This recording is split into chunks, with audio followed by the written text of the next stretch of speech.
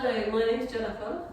Quite a few people have been asking me about beginner yoga classes, and so I thought I'd do a few short videos, maybe 15-20 minutes long, to give people the grasp of what's often done in a yoga class for beginners. So getting used to the phrases of warrior 1, warrior 2, warrior 3, lunges, high lunges, low lunges, triangle pose, just little things that can help you feel a little bit more confident in a class with other people at studios.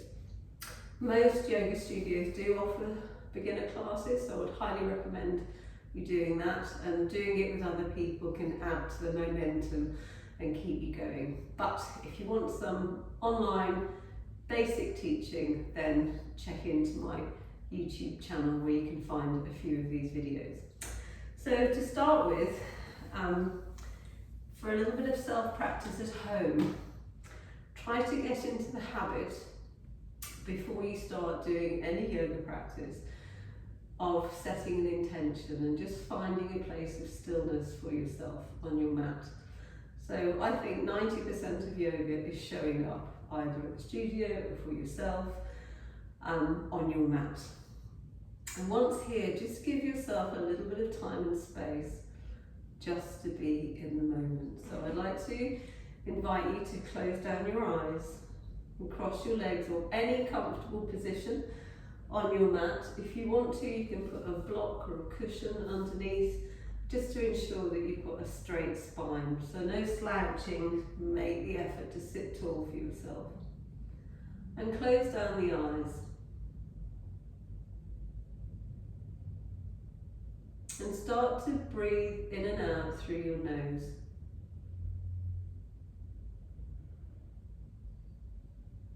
Maybe noticing the coolness of the air as you inhale through your nose, and the warmth of the air when you exhale through your nose.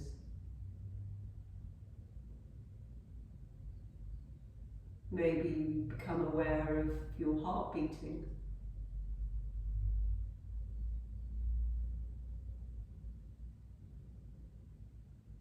And just try to check in to see where you're holding any tension. Oftentimes it can be with the shoulders, so maybe squeeze your shoulders up towards your ears and allow them to melt back down.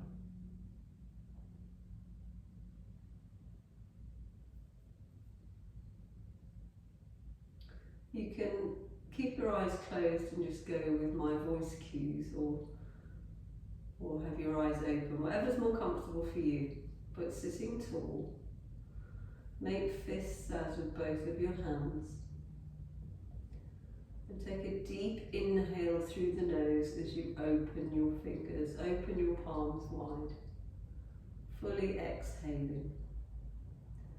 Pause for a moment before you release the exhale, and when you do so, slowly and gently curl your fingers in, making a fist, squeezing the last bit of air out of your lungs. Inhale, open the fingers wide, open the palms wide, feeling the chest expand, pausing for a moment at the very top of the breath, then gently releasing your exhale as you squeeze your fingers in. 3 more. Inhale, opening the palms, spreading the fingers wide, pausing at the top of the breath, slowly exhale. Inhale, opening the palms wide, stretching the fingers, pausing at the top of the breath, gently releasing the exhale, closing the fingers in, making a fist. Last one.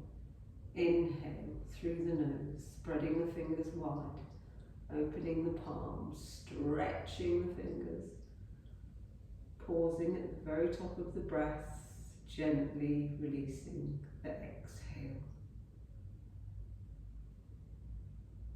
Inhale again and open the palms, placing your left palm over your heart space and your right palm kind of in front of where your belly button is.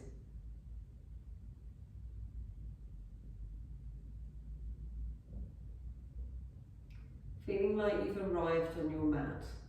So what's happened earlier doesn't matter. What's happening later doesn't matter. What's important now is your time for you.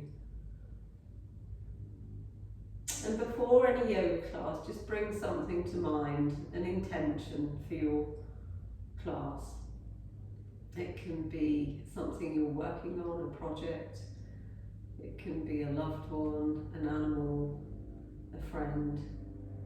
Just bring them to mind, devoting your class to them. Inhale, taking both of your arms up, looking at the back of your thumbs. Exhale, fingers to the sides. Inhale, taking your gaze up. Exhale, fingers back to the sides. Now we're going to start with a couple of seated positions, then a couple of standing poses. I'm just trying to keep this to a shortish video. So if you turn to your side and bring yourself over into what we call a tabletop position. And it's called tabletop because our head's not up. Our head and neck are an extension of our spine. So don't allow your back to dip, don't allow it to bend. So you want to imagine that you're a tabletop, keeping the back long.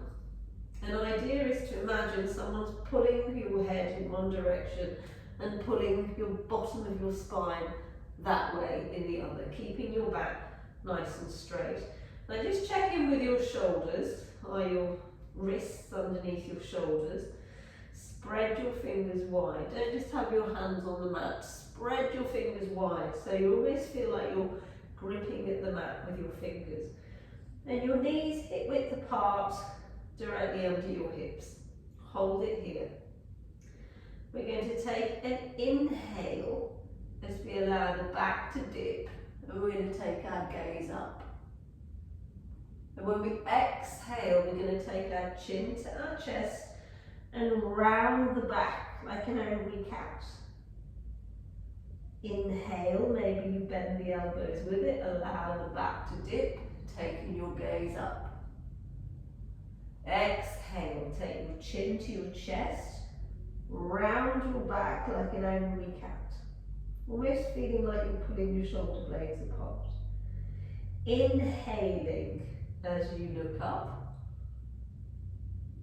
Exhale, chin to chest, round the back. Maybe with a little bit of movement going forward into your hands or back into your heels. Inhale, taking your gaze up.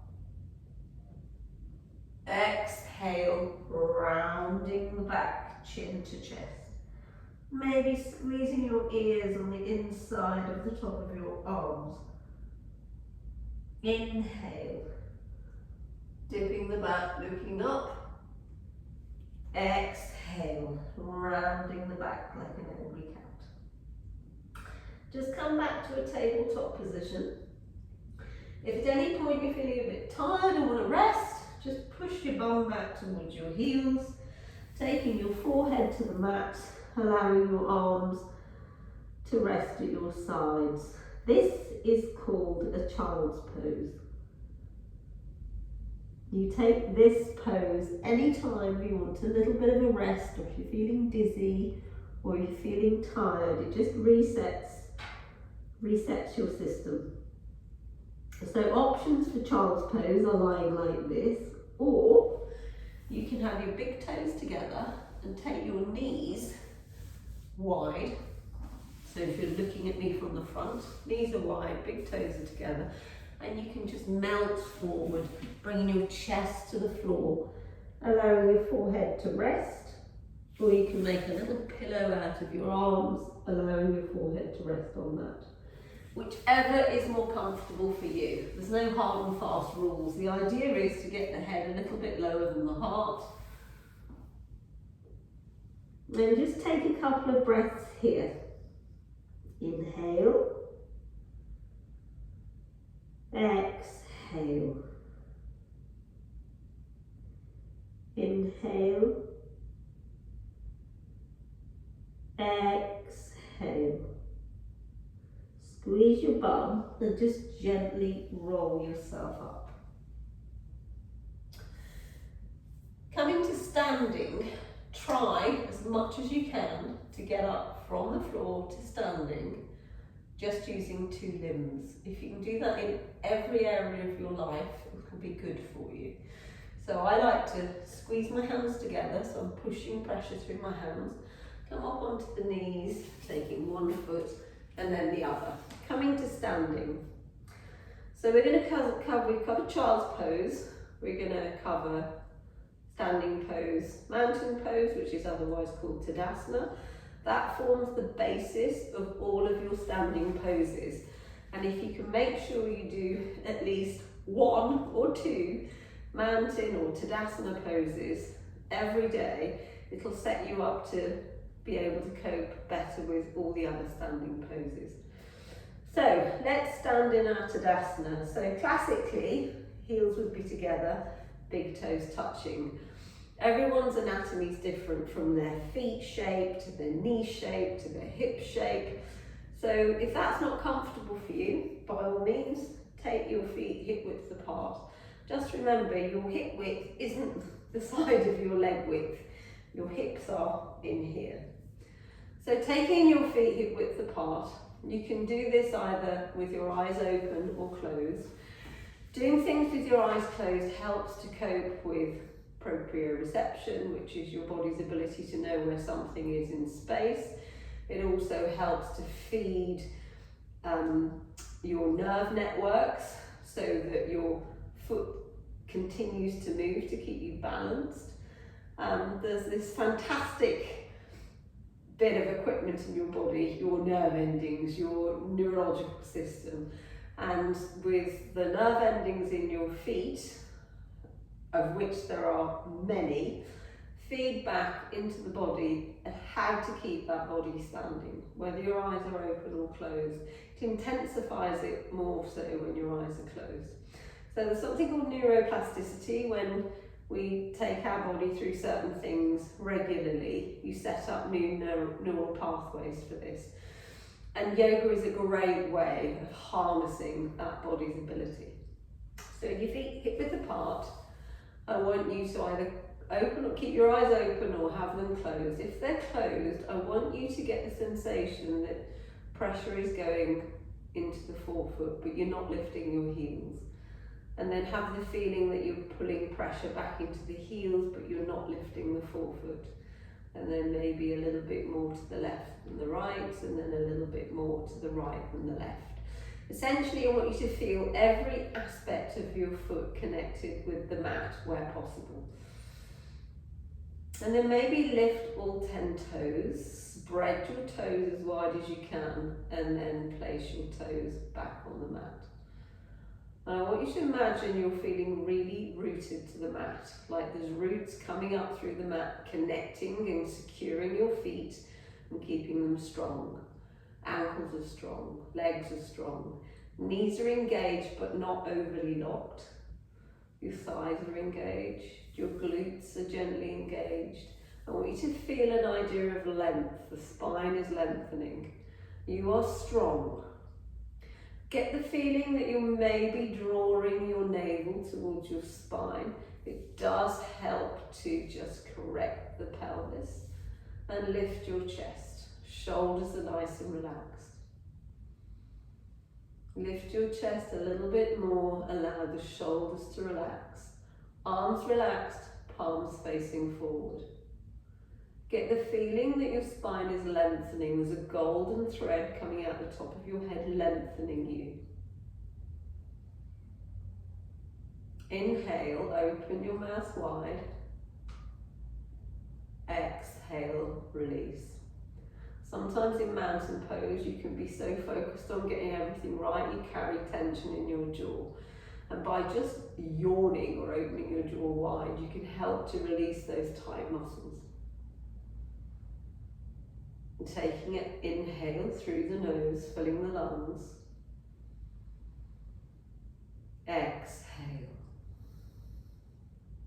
Imagine your fingertips drawing down towards the mat and your spine is lengthening towards the ceiling.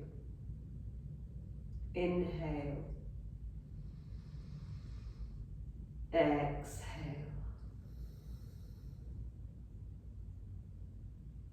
This is your mountain pose. This is your strong mountain pose. Give you a couple of breaths here. Inhale, taking the arms up, looking up, reaching, lengthening, looking at the back of your thumbnails. Exhale, taking your hands to your side, palms against the thighs. 2 more. Inhale, looking up, squeezing the legs, squeezing the glutes, feeling like you're getting longer. Exhale, hands to the sides. 1 more. Inhale, looking up, looking at the back of your thumbs. Exhale, hands to your sides. So now we're going to do Warrior 1 and Warrior 2. So Warrior 1, come to the top of your mat, have your feet hip width apart. And I want you to imagine,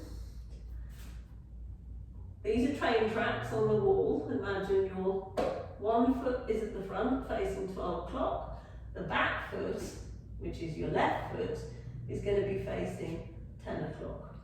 So with Warrior 1, remember you've got almost like train tracks between your feet. If your feet are too close together, you're going to feel like you're on a tightrope, and that's going to affect your balance.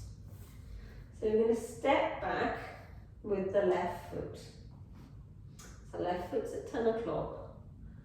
Back leg is straight, and you're going to bend into the front knee, but don't take the knee too far. Ideally, just keep it kind of above the ankle. At this point, it doesn't matter as long as you're kind of feeling the pose. Kind of a good check-in is to see if you can see your toes over the tops of your knee. And then square your hips off, and what I mean by that is have everything going forward. This isn't a kind of pose to the side, this is everything going forward. So just check in with your hips, they're going forwards. Bring your hands to your heart center. This might be enough for you. You don't need to lean too far forward, you don't need to lean too far back. To bend in that front knee, keeping the back leg straight. Almost feel like you're pushing your little toe on the back foot into the mat. That leg is straight. You should get a nice stretch down the back of the back leg. I want you to get the feeling that everything's being activated. So squeeze your thigh, squeeze your glutes, lift your chest. Imagine your spine is lengthening, hands to heart center. Almost get the feeling that you're trying to put pressure in the mat and draw your legs together, but they're not moving. So a very active pose.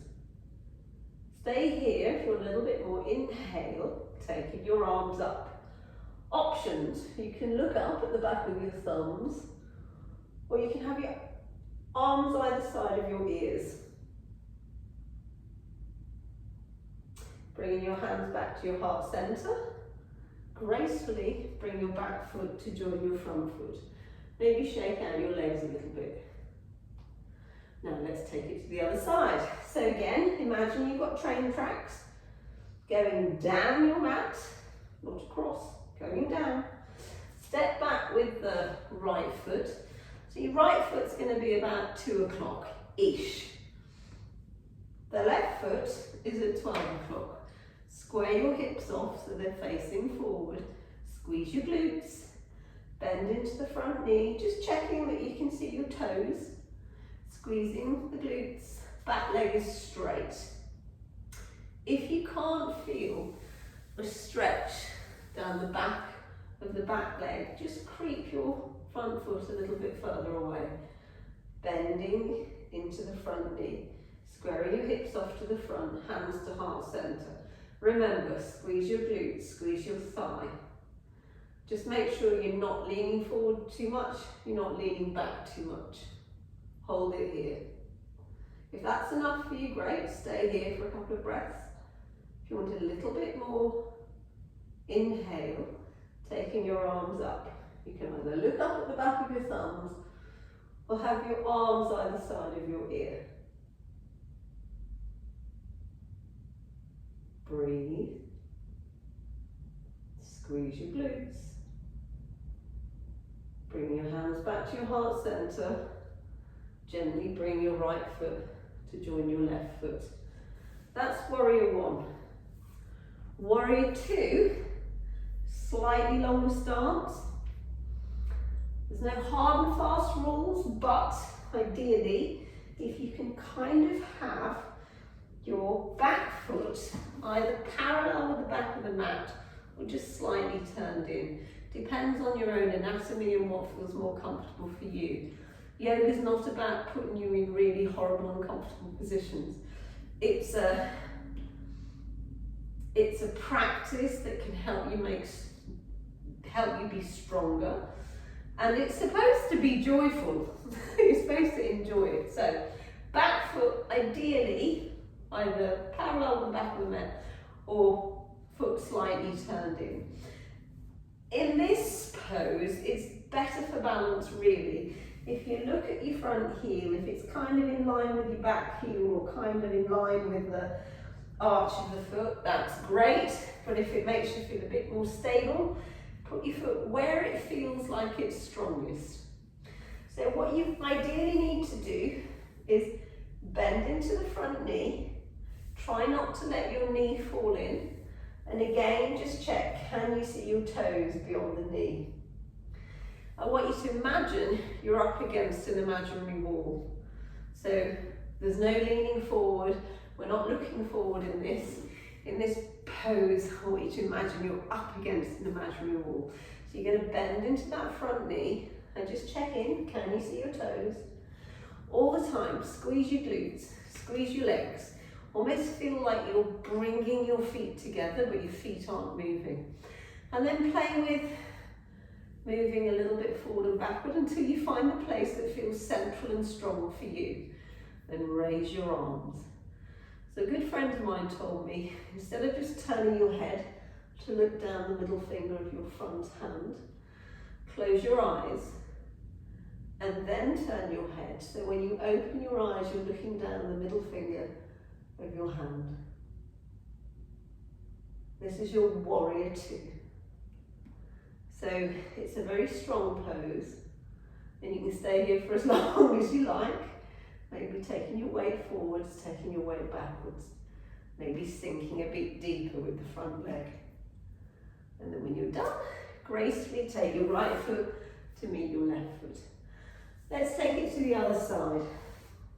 So you're going to take a long step back with the left foot, just checking in, back foot sort of parallel with the back of the mat, right foot, back of the heel kind of in line with the back heel or the arch of the foot, whichever feels more comfortable for you.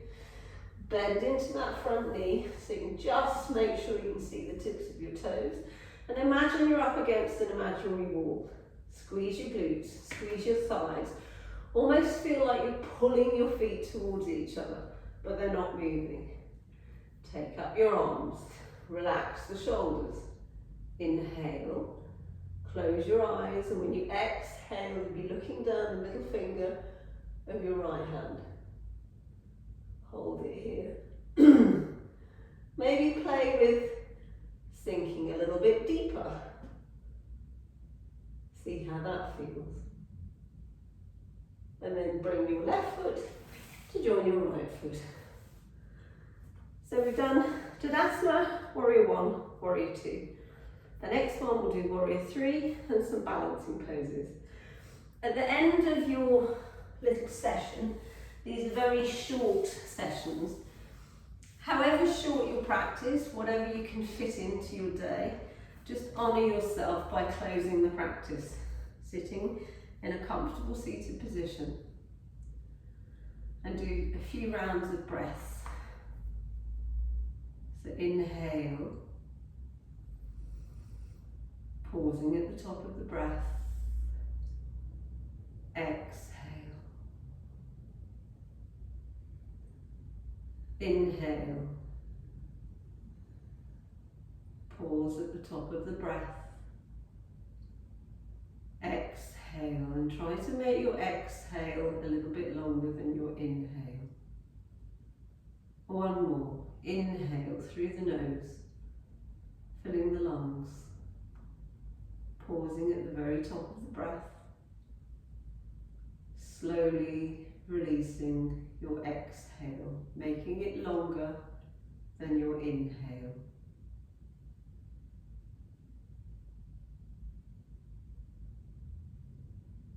Taking a moment with your eyes closed. Inhale, taking your arms up, bringing your hands together, hands down, centre line to your heart centre. May the love of yoga be within you and around you. Namaste. Well done!